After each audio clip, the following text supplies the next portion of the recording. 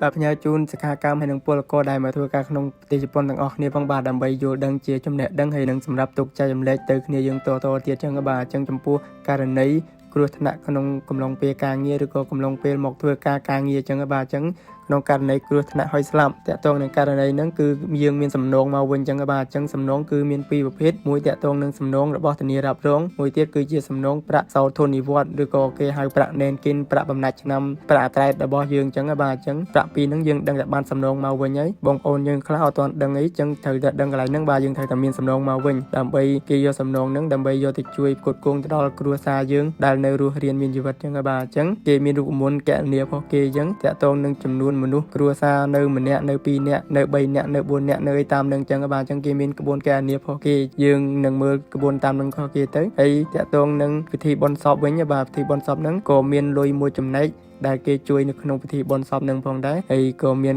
ការចំណាយមានអីតាមរូបមន្តរបស់គេទាំងអស់ចឹងបាទយើងត្រូវតែយល់ដឹងចំណុចហ្នឹងទៅដើម្បីកុំឲ្យសមាគមឬក៏ក្រុមហ៊ុនខ្លះគេធ្វើខុសពីរូបមន្តហ្នឹងអីចឹងបាទអញ្ចឹងយើងត្រូវតែដឹងទៅដើម្បីមិនមកយើងស្រួលរកមេធាវីឬក៏មិនមកយើងអាចប្រកែកអាចតវ៉ាអាចនិយាយជាមួយនឹងសមាគមនិងក្រុមហ៊ុនបានបាទតកតងនឹងករណីហ្នឹងអាចចែករំលែកតគ្នាបានបាទអញ្ចឹងអរគុណច្រើនបើខ្វះខាតអីជួយណែនាំផងបាទ